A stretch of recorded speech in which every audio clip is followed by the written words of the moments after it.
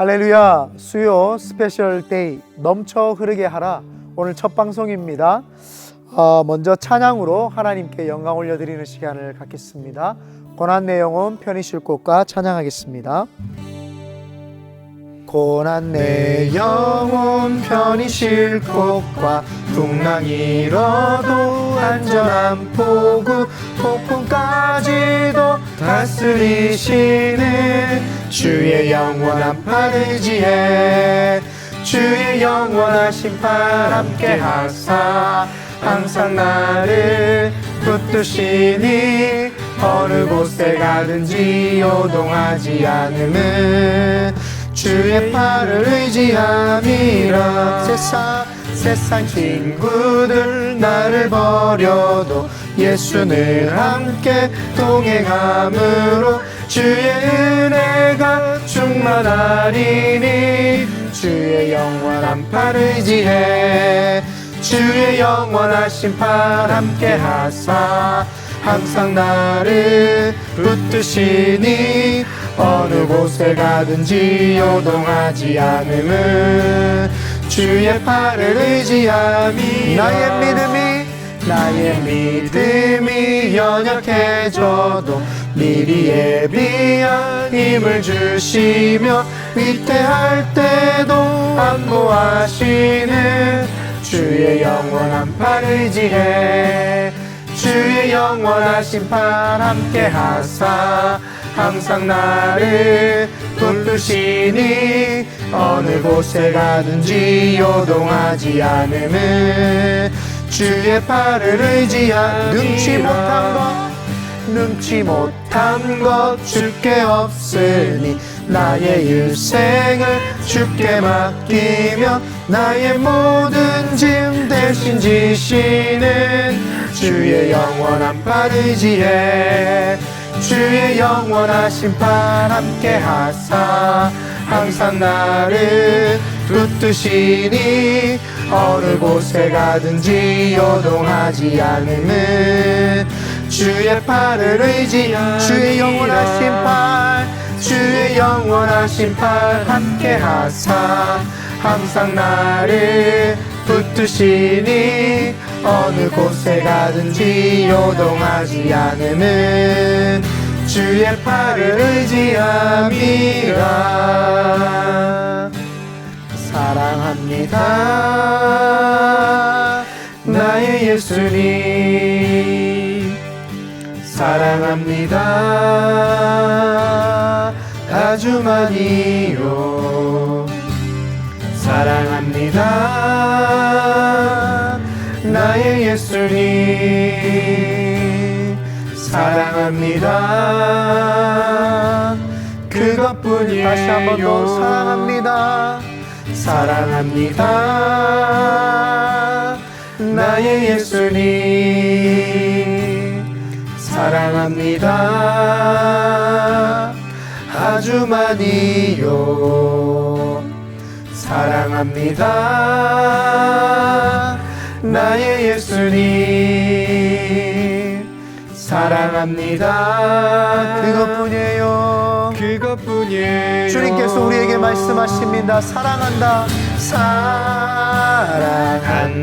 아들아 내가 너를 잘하노라.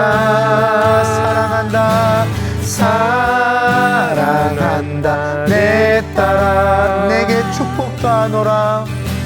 내게 축복 더하노라. 사랑한다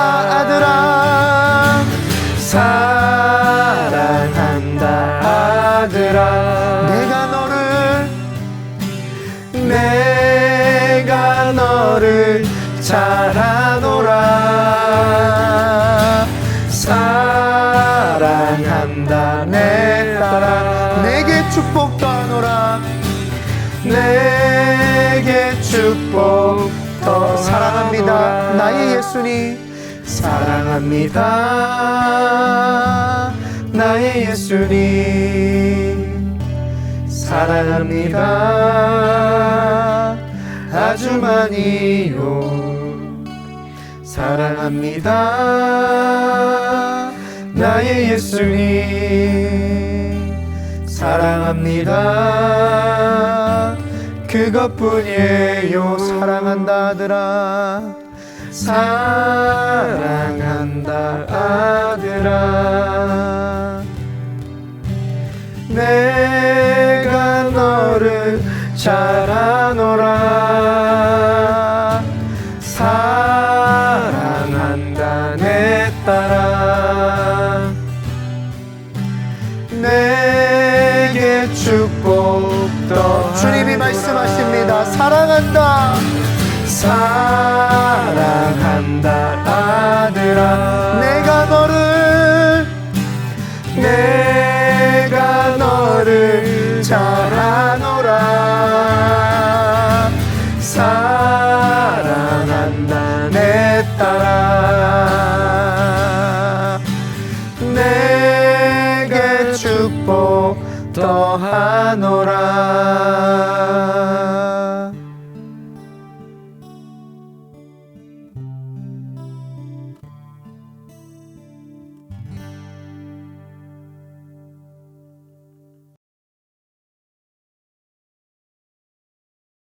안녕하세요. 이기복 목사입니다. 안녕하세요. 김승현입니다. 안녕하세요. 신예완입니다. 저희 예수인교회에서는 한 달에 한 번 수요 스페셜 데이로 넘쳐 흐르게 하라를 진행을 하려고 합니다. 그래서 오늘은 그 첫 번째 시간인데요. 담임 목사님과 사모님을 초청했습니다.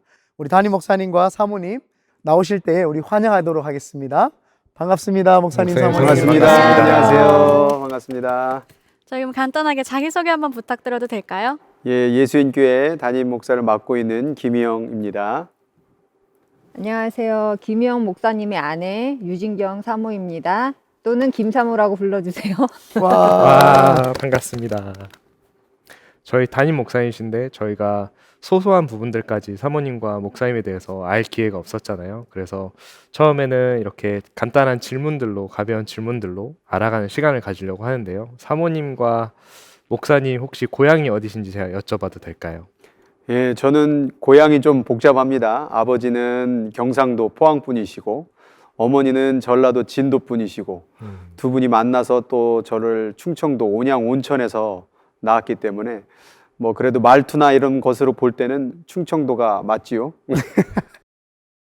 네, 우리 사모님. 네. 네, 저는 고향은 전라북도 익산이고요. 제가 돌 전에 저희 부모님이 서울로 이사를 하셔서 서울 사람입니다. 그럼 충청도와 서울로 저희가 오늘 못 박도록 그렇게 하겠습니다. 또 사모님께서는 또 이제 이태리에서 유학 생활을 하신 걸로 알고 있는데, 그럼 이태리로 유학은 어떤 계기로 가시게 된 거예요? 저희 친정 언니가 첼로를 전공했었거든요. 그래서 제가 언니를 따라서 악기사에 우연히 갔다가 현악기 수리에 관심을 갖게 됐고, 또 알아보니 현악기 제작 학교가 이태리에 있어서 그렇게 해서 유학을 가게 되었습니다. 또 저희 예수인교회 유학생들이 또 많이 있잖아요. 저도 유학생으로 왔었고, 그런 유학 생활을 혹시 어떠셨어요? 유학 생활은 많이 외로웠습니다. 많이 외로웠고, 그냥 저한테는 지금 생각해 보면 광야의 시간이었던 것 같아요. 그때 혼자 있으면서 또 많이 외로웠고, 또 항상 부모님 밑에서 신앙생활을 하다가 독립적으로 신앙생활을 하는 게 어떻게 보면 하나님이 저를 연단시키시고 또 테스트하기 위한 시간이 아니었나 또 생각을 합니다. 제가 알기로는 그 사모님이 이태리 유학 가시기 전에 칠레도 좀 사신 걸로 알고 있는데. 아, 네네. 저희 아버지께서 목회를 하셨고 또 이민 목회를 칠레로 가서 하셔서 제가 중학교 1학년 때 네, 가서 살게 되었어요. 그러면 칠레에서 6년? 칠레에서 7년. 7년. 네. 칠레에서 바로 이태리로 가신 건가요? 네, 칠레에서 바로 이태리로 가서 유학 생활을 했습니다. 근데 제가 알기로는 담임 목사님은 그 미국에서 유학하셨고 사모님께서는 그러면 이태리에서 유학을 하셨는데 어떻게 이렇게 먼 거리에 계신 분들이 이렇게 하나로 만나시게 되셨는지 좀 궁금하기도 하네요. 저도 그런 면에 있어서는 참 신기하기도 하고, 그런데 이제 제가 그때 당시에 이제 안사람을 만나게 될 때에 주일학교 전도사였어요, 주일학교. 네. 근데 거기 선생님이 이제 계셨는데, 그분이 이제 지금 처형되시는 언니 되시는 분이죠. 그래서 저를 보고서는 한 3년쯤 지났을 때에 자기 동생이 미국에 잠시 들리게 될 것 같은데 와. 한번 만나보지 않겠냐고 그렇게 얘기를 하더라고요. 그래서 뭐 저도 당시 그때 총각이었기 때문에 뭐 자매를 만나는 거에 대해서는 뭐 항상 웰컴이었죠. 근데 제가 질문은 하나 했어요. 그분이 사모로 헌신한 분입니까? 저는 헌신하지 않은 분이면 만나고 싶지는 않습니다. 그렇게 얘기를 했는데 그냥 지나가는 말로 저의 동생 사모로 헌신했거든요. 그렇게 그 말을 듣고서는 그럼 한번 만나보겠습니다 라고 해서 그렇게 만나게 돼서 이렇게 또 같이 살게 되었네요. 네. 네. 그러면 그 사모님께서 언니가 주선을 해주셨잖아요. 네. 선뜻 그 마음이 잠깐 미국 갔다가 또 이태리 가야 되는데 네. 마음이 이렇게 오던가요? 솔직히 처음에는 마음이 온 것보다는 좀 부담이 되긴 했었는데 그렇죠. 목사님의 끝없는 구애 끝에 네? 네, 만나게 되었습니다. 서로 만나셨을 때 그러면 첫 인상은 어떠셨어요, 사모님? 처음에는 그때 당시에 되게 이뻐 보이더라고요. 그래서 어떤 생각까지 지금도 했냐면 이쁘신데요? 뭐 그땐 더 이뻤던 것 같아요. 네. 근데 그때 생각에는 이게 너무 이쁘면 안 되겠다. 사모를 하는데 굉장히 좀 많은 어려움이 있을 것 같다. 그래서 내 스타일은 아닌 것 같다. 거기 마음을 정리를 했는데 그 언니 되시는 분이 처형 되시는 분이 너무나도 이제 이렇게 추천을 해주시고 너무 좋다고 이렇게 하다 보니까는 이제 뭐 이쁜 것에 대해서는 너무 좋았고 그리고 인상이 어쨌든 되게 좋아 보였어요. 그래서 그냥 사모 되겠다라는 것만 딱 받았으면은 뭐 당장이라도 결혼을 할 수 있을 만큼 이미 각오가 딱 생기더라고요. 그 사모님께서는 그 사모님 그 사모 돼야 된다는 부담도 있는데 목사님 딱 봤을 때 인상이 내가 이 사람하고 결혼해야 되겠다 이런 게 오던가요? 그런 것보다는 목사님을 그냥 처음 봤는데 이미지가 되게 소년 같으시고 또 그때는 되게 귀여우셨거든요. 또 귀여운 얼굴이셨고 하셔서 제가 좀 마음이 갔던 것 같아요. 부부로서 이제 연애 후에 이제 지금은 이제 부부로 되셨잖아요. 그래서 부부로 된 이후에 혹시 서로의 장점이 있다면은 하나씩 말씀해 주시겠어요? 저희 안사람의 장점은 그 책임감이 다른 사람과에 비해서 굉장히 투철하고 자기가 맡은 본분에 대해서는 끝까지 그 일을 좀 책임지는 그런 면이 있어요. 그래서 뭐 직장을 다닐 때도 뭐 아무리 아프거나 또 심지어 뭐 부부싸움을 했거나 그런 거 상관없이 자기가 약속한 자리, 약속한 시간 이것은 아주 철저하게 지키는 그런 책임감이 저로서는 굉장히 큰 장점으로 그렇게 여겨졌고 또 하나는 이제 말이 많이 없어요. 그러다 보니까 말이 없음으로 인해서 또 무언가에 이렇게 좀 자기의 감정 표현이나 이런 것들에 있어서 너무 쉽게 내지 않으니까 좀 거기서 조금 서운한 면도 있지만 또 그런 면들이 힘들 텐데 또 때로는 마음이 슬플 텐데 그런 걸 잘 가려주니까 어떻게 보면 제가 또 교인분들이나 목회에 또 썼던 감정들을 또 아내에게 많이 할애하지 않아도 스스로가 이렇게 묵직하게 어떻게 보면 좀 남자스러운 면도 있고 그래서 굉장히 마음이 늘 편합니다. 그래서 옆에 있는 사람을 마음을 좀 듬직하게도 느껴지기도 하고 내가 뭔가 보호해줘야 되는 의미보다는 되게 자기 스스로가 가만히 내비둬도 알아서 잘 목사님 졸업자네요. 그래서 아주 그런 면에 있어서 정말 좋습니다. 네. 우리 사모님께서는 목사님의 장점은 부지런한 거, 무엇보다도 굉장히 부지런하시고, 그렇죠. 또 집에 가정에 돌아왔을 때는 가정적이신 거, 아이들하고 정말 친구처럼 놀아주시고, 또 설거지도 자주 해주시고 아, 또 음식도 요리도 어떻게 보면 저보다 더 센스가 있으셔서 요리도 잘 하세요. 가정적이세요. 서로를 되게 굉장히 의지하면서 서로를 굉장히 서포트를 잘 해줄 수 있는 좀 그런 성격이다, 그죠? 네. 아, 그럴까요? 네. 또 결혼을 하시면 또 같이 있는 시간도 있지만 사실 개인의 시간도 가지게 되잖아요. 그래서 우리 교인분들께서 또 각자 그런 취미 생활 그리고 또 뭐 스트레스가 있을 때는 혹시 어떻게 해소하시는지에 대한 질문도 주셨어요. 그래서 혹시 목사님께서는 그런 개인의 시간 어떻게 보내고 계시나요? 아무래도 이제 목회자다 보니까 목회자의 취미는 항상 말씀과 기도다. 뭐 이게 표본적이고 아주 모범적인 대답일 수 있겠지만 저는 이게 여러 가지 운동을 좀 많이 하는 스타일은 아니에요. 그러니까 어려서부터 굉장히 성격이 소극적이었고 내성적이었기 때문에 뭐 운동도 뭐 이렇게 막 열심히 했던 성격은 아니었는데 어느 순간에 보니까 탁구가 교회에 예전에 학교 다닐 때 있었는데 그 교회에서 그 탁구를 치면서 그때 취미가 많이 됐던 것 같아요. 그래서 그 탁구를 많이 이제 취미로 생활을 하다가 이 교회에서 제가 다니던 교회가 또 탁구를 또 많이 이렇게 치던 교회였는데 중국 코치까지 불러가지고 이 레슨을 할 만큼 되게 열심히 했던 교회였는데 좀 예수님교회 와가지고 탁구 칠 상대가 없어가지고 예, 그 취미마저도 요즘 잃어버린 상태입니다. 다시 말씀과 기도로 취미를 삼아야 되겠다. 제가 조금 열심히 해서 도와드리도록 아, 예, 목사님 그렇게 기다리고 있겠습니다.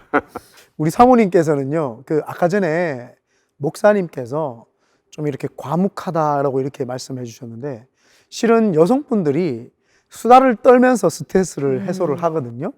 근데 사모님께서는 이렇게 과묵하시면 사모님께서는 스트레스를 어떻게 해소하시는지. 그런데 저도 이제 친구들을 만나거나 하면 저도 말하는 거 좋아하고 합니다. 저한테만 말을 안 하는.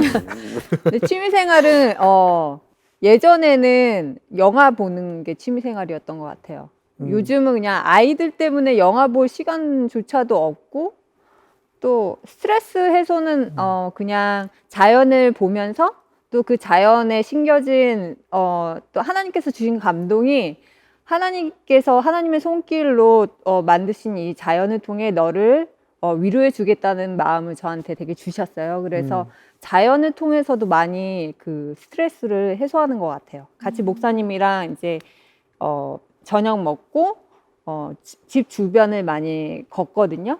그러면서 많이 스트레스 많이 해소하는 것 같아요. 자연을 보면 좀 마음이 좀 넓어지는 건데 사모님 마음이 그때 해소가 되는군요. 와, 네. 부럽습니다. 이번에는요, 좀 저희들이 성도님들의 또 질문을 본격적으로 이제 두 분 각각에게 좀 이렇게 질문을 드려보려고 합니다. 첫 번째로는요, 교회는 언제부터 다니셨는지 또 하나님을 언제 인격적으로 만나셨는지 우리 담임 목사님부터 한번. 네. 저는 신앙생활을 모태신앙으로 시작을 했고요. 대신에 이제 아버지가 믿지 않는 분이셔가지고 어머니 홀로 신앙생활을 하셨고 저는 이제 또 어머니 따라서 교회를 그렇게 다니기 시작을 했던 것 같아요. 그래서 어려서부터 이렇게 교회 생활, 교회 거기가 거의 놀이터처럼 그렇게 지내면서 신앙생활을 해왔던 것 같습니다. 네. 네, 우리 사모님께서는. 저도 모태신앙이고요. 저희는 이제 제가 4대째 기독교 집안이라 자연스럽게 교회 다니게 되었고, 또 하나님을 저는 인격적으로 만난 거는 고등학교 때 수련회에서 방언을 받고 성령 체험을 하면서 그때 하나님을 인격적으로 만나게 된 것 같아요. 교회를 오래 다닌다고 해서 모두가 이제 목회자가 되는 건 아니잖아요. 그렇죠. 그래서 목사님께서는 혹시 어떻게 콜링을 받으셨는지. 저는 이제 아까 모태신앙으로 이제 자라왔다라고 말씀을 드렸지만 사실은 믿음으로 다닌 게 아니라 어머니가 강제적으로 이제 교회를 가야 된다라는 어떤 그런 것 가운데 교회를 다니기 시작을 했었고요. 근데 이제 한 번은 제가 어머니가 그렇게 계속해서 교회를 나가야 된다라는 식으로 강요를 하니까 중학교 1학년이 되니까 이제 머리가 좀 커지니까 이제 많이 따졌던 것 같고 또 의심의 마음도 들었고 교회라는 게 과연 뭔가 그런 어떤 좀 안타까움이나 좀 화도 있었고, 그리고 또 어머니가 그렇게 힘들게 아버지는 예수를 안 믿고 술을 드시고 막 그런 가정의 환경이 있다 보니까 하나님이 진짜 살아계시다면 우리 집이 왜 이 모양일까라는 그런 원망도 있었던 것 같고요. 그러다가 이제 그 중학교 3학년이 됐을 때 제가 어머니하고 한번 얘기를 했어요. 진짜 하나님이 살아있느냐, 살아있다라고 말씀하시길래, 그러면 내가 어머니가 하라는 대로, 교회에서 하라는 대로 한번 다 하겠습니다. 한 달간만 딱 그렇게 할 테니까, 그렇게 해도 내가 하나님을 느끼지 못하고 믿지 못한다면 더 이상 저한테 얘기하지 말라고 이렇게 엄포를 냈던 것 같아요. 그래서 이제 어머니가 저를 그 기도원, 그 저희 교회에서 기도 집회가 있었는데 그 집회에 한번 그러면 같이 가자. 그래서 학생 집회는 아니고요. 네, 어른 집회. 어른 집회. 네, 저희 이제 교회 그 기도를 많이 하던 교회였는데 그 어른들과 함께 같이 갔던, 학생들은 하나도 없고 저만 딱 중학교짜리 3학년짜리가 이제 교회를 간 거죠. 목사님을 위한 자리를 지정했었네요. 그래서 이제 보니까 사람들이 이제 막 그 흔히 예전에 막 부흥회했던 막 박수를 치면서 막 찬양을 부르고 소리를 지르고, 뜨겁게. 예, 그 모습이 이제 처음에는 야, 저게 미친 사람들의 모임이구나. 광신도 꼭 저렇게만 하나님을 만날 수 있겠는가. 그런 의문이 들었고, 그 모습을 바라보다가 이제 제가 문득 그 생각이 들었어요. 그럼 저렇게 하면 하나님을 만나는 건가? 하나님이 보여지는 건가? 그래서 저도 나지막하게 그들이 하는 모습을 흉내를 내봤죠.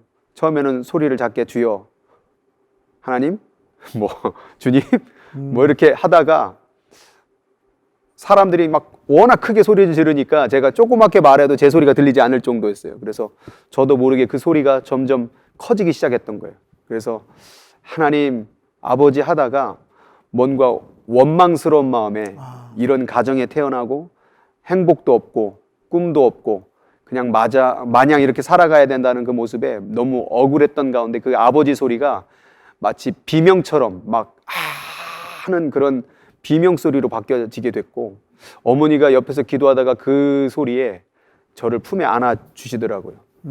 그때 이제 저희 어머니가 품에 안고 아버지를 막 부르는데, 그때 뭔가 제 인생의 과거서부터 지금까지 살아왔던 순간이 쫙 주마등처럼 흘러가는, 보통 주님을 만나게 되면 과거 뭐 필름처럼 지나갔듯이 제가 아버지를 미워했고 삶을 원망했고 죽고 싶고 뭔가 그런 것을 다 보게 하시면서 그 하나님을 진짜 부르게 되더라고요. 그래서 하나님이 살아계시다면 나를 좀 만나달라고, 이런 정말 이런 집구석 이런 정말 살고 싶지 않은 이 가정 속에서 나를 좀 살려달라고, 그러는 가운데에서 정말 기도하는데 하늘로부터 정말 뜨거운 그 기운이 가슴 속으로 확 들어오는 느낌이 들었고, 그 가운데에서 이제 흔히들 말하는 우리 성령의 은사, 방언의 은사, 그런 것들이 터지면서 하나님을 만나게 됐죠. 야, 학생이 한 명도 없는데 그 참여하셨다가 그곳에서 성령님을 만나고, 네, 비전도 얻게 된, 또 소명도 얻게 되고, 그죠. 목사님, 그러면 특별히 미국에 오시게 된 그런 이유가 있을까요? 왜 미국에 오셨는지, 어떻게? 저도 그 이유는 지금도 의문이고요. 항상 이유를 알고 앞길이 정해진 건 없었던 것 같아요. 항상 그때는 이유를 몰랐고, 그러다 보면 지나온 세월을 돌아보면은 그제서 깨닫게 됐던 일이 많이 있었던 것 같고, 어려서부터 문득 그냥 가정이 그러다 보니까 어머니는 신발 가게 하고 또 아버지는 또 막 술 드시는 막 그런 집안에 살다 보니까 뭔가 이 한국으로부터 벗어나고 싶다는 생각도 들었고, 또 뭔가 내가 잘 된다 하면, 예전에 그런 거 있잖아요. 뭐 미국에 가면 뭐 이게 잘 되더라, 꿈이 있더라, 뭐 그런 그냥 들은 어떤 이야기 속에 한번 미국에 가보고 싶다라는 생각이 있었던 것 같아요. 근데 그 제가 군대에 갔었을 때에 영어 공부를 막 하기 시작을 했어요. 고참이 됐을 때. 쫄병 때는 뭐 공부를 할 여유가 없었고, 근데 영어 공부를 하다 보니까 내가 이 영어 공부를 왜 하지? 라는 생각에, 이 영어를 쓸 수 있는 곳을 가지도 못하면서 내가 뭐하러 영어 공부할까? 그런 생각 가운데에서 갑자기 미국을 생각하게 됐고, 어렸을 때 어렴풋이 어머니가 했던 말이, 우리 가문 중에 예수를 믿는 사람이 한 명도 없는데 그 한 8촌 되는 분이 아, 8초. 예, 예수를 믿고 목사가 되셔 미국에 계신다. 그 얘기를 들었던 것 같아요. 그래서 얼굴도 누구신지도 모르고 한번 어렸을 때 지나치면서 본 것 같은데 그분한테 한번 연락을 해봐야 되겠다. 그래서 군대에서 아니 근데 연락처가 있으셨나 봐요. 연락처가 어떻게 하다 보니까 뭐 수소문했던 거죠. 뭐 아버지를 통해서 또 그 옆에 또 누구 몇 촌 또 몇 촌 해가지고 결국에는 이제 연락처를 알게 돼가지고 전화를 걸었죠. 그 공중전화로 군대에서 그 국제전화로 해가지고 그래서 전화에다 대고 제가 한 8촌 되는 것 같은데 저를 잘 모르시겠지만은 제가 8촌이라고 합니다. 그래서 한번 저를 미국에 좀 제가 가보고 싶은데 갈 수 있는 길을 좀 안내해 주시면 좋겠다고 그렇게 해서 연락을 해서 이제 군대에서부터 이제 미국 갈 준비를 했고 제대하자마자 아마 한 2달 정도 지나서 미국에 한 이제 복학을 하려면은 다음 학기를 기다려야 했기 때문에 시간이 한 6개월 정도 남았던 것 같아요. 그래서 6개월 정도만 이제 미국에 그냥 경험 삼아서 미국이란 나라를 좀 보고 싶다. 그 또 한번 그런 견문을 넓히기 위해서 왔다가 아마 이제 그 친척 목사님이 여기까지 왔는데 공부를 좀 해면 어떻겠느냐 그런 제의를 하셔가지고 저도 뭐 공부할 수만 있다면 뭐 미국에 어차피 또 한번 오면 좋겠다는 생각도 했었고 그래서 자연스럽게 미국에 왔다가 신학 공부를 하게 되고 또 이렇게 결혼을 하고 오늘까지 오게 된 것 같습니다. 그럼 처음부터 미국에 남으려고 계획하시고 오신 게 아니라 잠깐 이제 그렇죠. 들으셨던 차에 어떻게 또 계획이 다 잘 맞아서 네, 계속 머무르게 되신 거네요. 네, 미국에 계신 그 당시에 20 몇 년 전이니까 사돈의 8촌이라도 연락처를 못 찾을 수도 있는데 그게 찾게 한 것도 또 하나님의 섭리라고 봐야 되겠죠. 네. 네.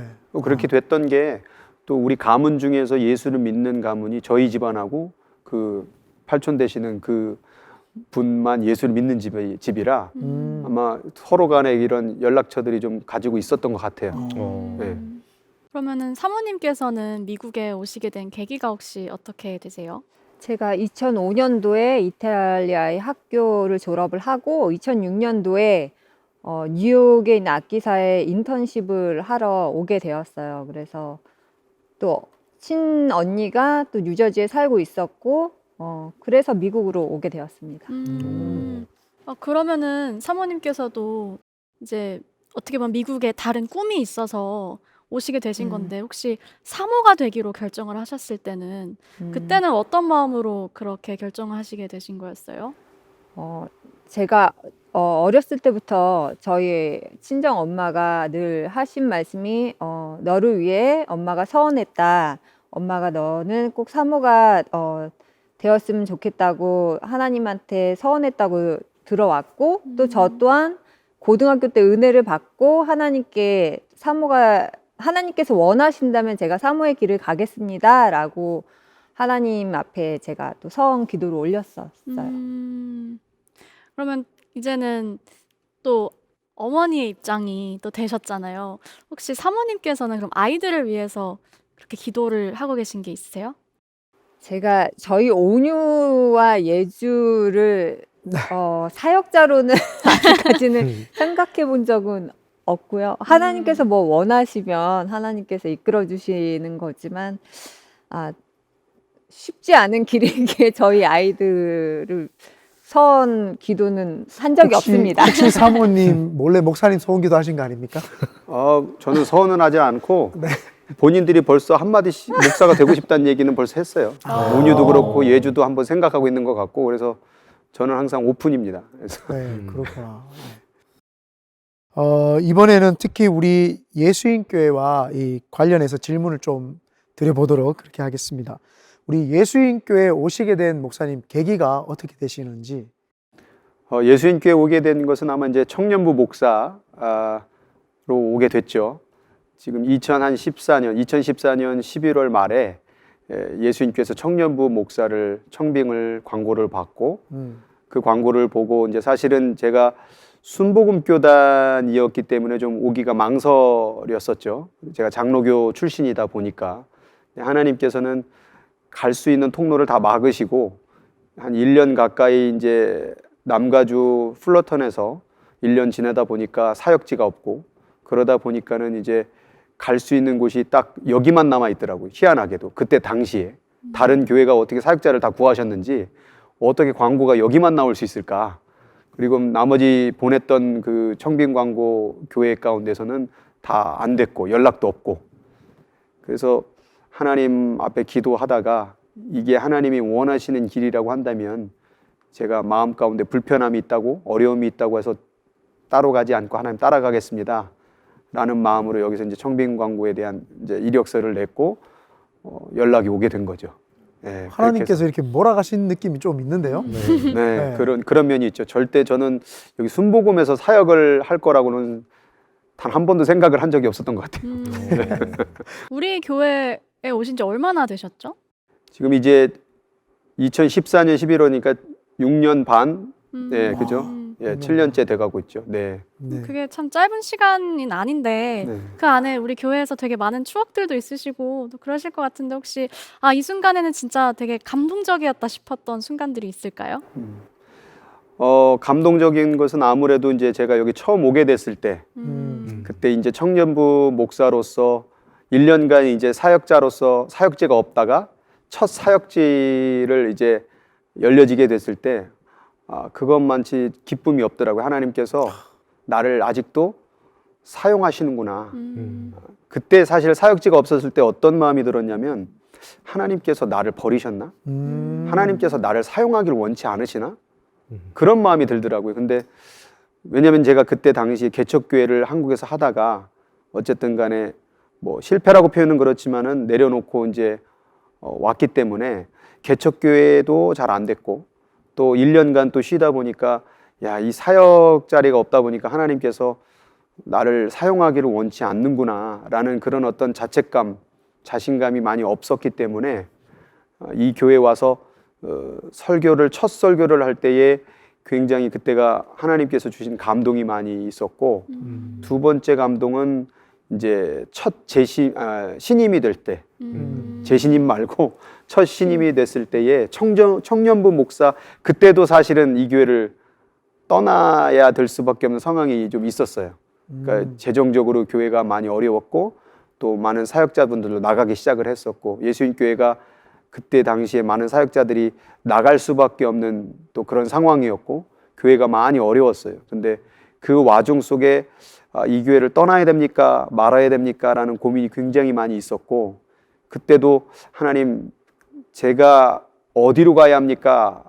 라고 했었을 때에 똑같은 상황이 벌어졌을 때 그래도 하나님께서 여기에 머물길 원하는 그런 마음을 계속 주셨던 것 같아요. 그래서 그때 당시에 아마 많은 지금 있으신 분들도 아마 그때 당시 다 알 거예요. 그래서 교회가 굉장히 어려웠지만 어려울 때 내 마음에 보기에 쉬운 길을 선택하지 않고 어렵지만 하나님이 원하시는 길이라고 한다면 사실 어려운 길을 선택하는 게 하나님 뜻일 가능성이 더 많더라고요. 그래서 그 어려운 길을 선택을 하고 나니까 더 어렵더라고요.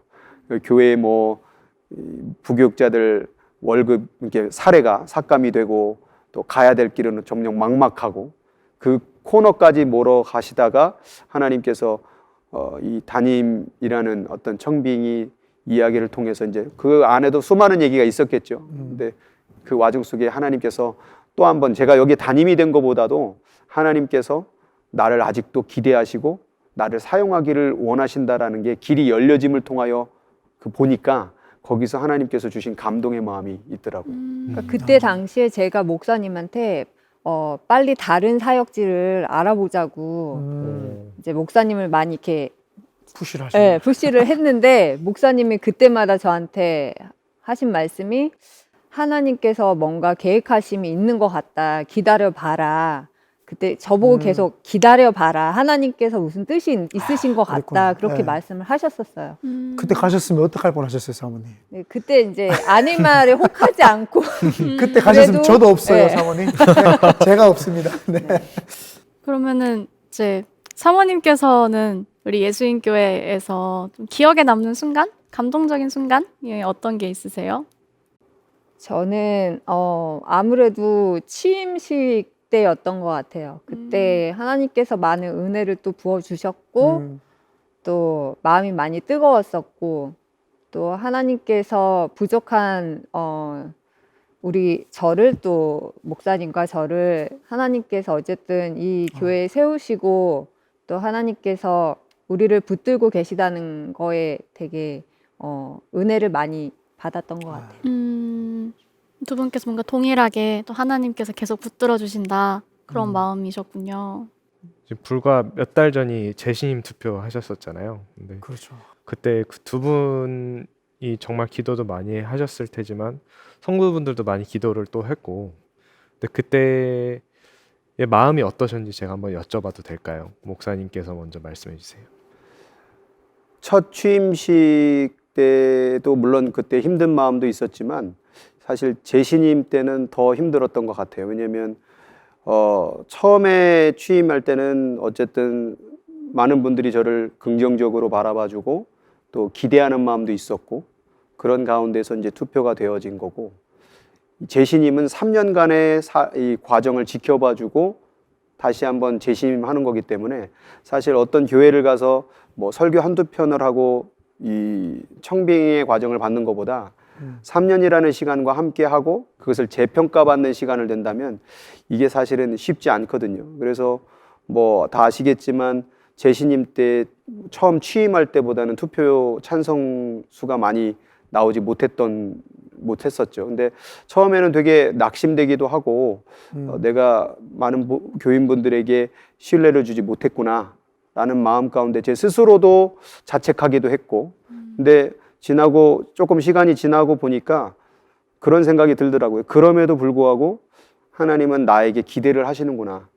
그래서 부족한데 또 어떻게 보면은 저를 마음에 안 드는 또 그런 분들도 계심에도 불구하고 하나님은 아직도 나에게 기대를 하고 사용하기를 원하신다라는 그 마음이 느껴지니까, 그럼요. 예, 그 마음이 느껴지니까 이제는 서운한 마음보다는 오히려 더 하나님을 향하여 마음을 두니까 더 힘이 생기고 더 기쁨이 만들어지고 또 이 교회를 위해서 더 사역에 더 힘써야 되겠다라는 그런 마음이 되네요. 예. 네, 우리 다시 한번 재신임 되신 거 축하드립니다, 목사님. 축하드립니다. 감사합니다. 하나님께서 예수님교회를 향하신 뜻이 목사님 무엇이라고 이렇게 생각을 하십니까? 비전이라도 있으시면 네. 좀. 뭐 하나님의 비전은 저는 그렇게 생각을 해요. 딱 하나만은 아니다. 그래서 제가 설교 중에도 늘상 얘기를 하는데 하루의 비전이 있고 일주일의 비전이 있고 한 달의 비전이 있고 1년의 비전이 있고 5년, 10년, 평생의 비전이 있다. 근데 그 비전은 하나님께서 우리들에게 반드시 보여줄 것인데 그 비전을 따라간다라고 생각이 들어요. 그래서 지금 현재 이 교회 가운데서 제가 이제 7년째 돼가면서 하나님께서 계속해서 이 교회를 통하여 부어주시는 어떤 비전은 아무래도 이 예수님교회가 샌프란시스코에 있다 보니까 이 샌프란시스코가 얼마나 이 문화적으로나 어떤 도덕적으로나 윤리적으로 굉장히 좀 자유분방하고 또 굉장히 많은, 여기 뭐 동성애 마을도 가까이 있고 또 마약이나 또 그런 홈레스 문제나 이런 도시의 문제라는 문제는 가득 안고 있는 지역이잖아요. 그러다 보니까 이 교회가 해야 될 일이 뭔가에 대해서 계속 비전을 주시는 것 같아요. 그래서 내면적으로는 반드시 하나님의 사랑으로 충만해지는 게 하나님의 비전일 것이고, 두 번째로는 그런 하나님의 비전을 가졌다고 한다면 외적으로 어떻게 해야 될 것인가에 대한 그것을 굉장히 고민을 많이 주시더라고요. 그래서 우리 안에서 이제 교회가 성전 안의 사역이 있다면 성전 밖의 사역, 이것을 어떻게 할 것인가. 그래서 지난주에 사실 그 비전을 얘기했던 이유가 바로 그런 기독교 학교나 또 선교지 확장이나 또 늘상 얘기해왔던 그런 지역 선교센터, 홈레스들을 위한다던가 또 이 주변의 노인분들이나 이런 많은 분들에게 좀 실제적으로 하나님의 사랑을 경험하게 할 수 있는 목회가 뭘까. 그래서 지금도 딱히 뭐라고 딱 할 수는 없지만 하나님께서 그쪽 방향으로 계속 보여주시는 걸 보면서 이 교회의 그런 어떤 하나님의 사랑을 이 성전 밖으로 흘려보낼 수 있는 그런 어떤 비전을 지금 계속해서 주고 계시다. 그런 생각, 감동이 있습니다. 벌써 목사님과 사모님과 이렇게 대화를 나누다 보니까 시간이 훌쩍 지났습니다. 혹시 마지막으로 우리 사모님께서 먼저 기도 제목 있으시면 저희들이 성도님들과 함께 기도를 하도록 그렇게 하겠습니다. 저 개인적인 기도 제목으로는 제가 너무 부족하기 때문에 어쨌든 무엇보다도 이 교회를 예수님 교회를 사랑하고 또 우리 성도님들을 정말 내 가족처럼 사랑했으면 하는 게 제 기도 제목입니다. 네, 우리 목사님께서. 예, 저도 동일하게 그런 마음인데요. 이제 목회자가 이제 어떻게 보면은 담임 목사가 되고 위임 목사가 되는 과정은 이 교회 이 교인분들 또 공동체를 사랑하는 마음을 어떻게든 주시고자 하는 것 같아요. 하나님이 이 교회 공동체를 사랑해야 된다. 그래서 참 제가 샌프란시스코에서 정말 단 한 명도 알지 못하는 이곳에 와서 이렇게 많은 분들의 사랑을 받고 여기까지 오게 된 것을 생각해 보면 참 하나님의 계획과 하나님의 섭리가 놀랍다. 그래서 그런 은혜를 주심에 감사하면서 앞으로 우리 교인분들에게 그런 하나님의 사랑을 서로 나누고 또 서로가 함께 그 사랑 가운데 넘쳐 흐르게 하는 그런 역사가 교회 밖에까지 흘러가게 하는 것, 이게 어떻게 보면 저희 기도 제목이고 또 비전이기도 합니다. 네, 우리 지금 그 TV로 보시는 우리 유튜브나 방송으로 보시는 우리 성도님께서는 요거 딱 캡처하셔가지고 사모님과 담임 목사님에서 꼭 기대해 주시면 좋겠습니다. 오늘 첫 진행인데 저희들이 좀 미흡하고 좀 부족했지만 첫 진행을 담임 목사님과 사모님과 함께 하게 되어서 너무너무 감사합니다. 우리 시청자분들에게 우리 감사하다고 우리 인사 한번 하겠습니다. 감사합니다. 감사합니다. 네, 오늘 담임 목사님과 사모님을 모시고 참 소소한 이야기들을 많이 나눴습니다. 이야기를 들으면서 드는 생각은 우리 사모님과 담임 목사님을 위해서 우리가 더 많이 기도를 해야 될 것 같고 또 저희들이 담임 목사님과 사모님처럼 비전을 마음에 담아서 함께 우리 예수님교회를 공동체를 세워나가고 또 외부의 사람들도 사랑으로 품는 그런 우리 예수님교회가 되면 너무너무 좋을 것 같습니다.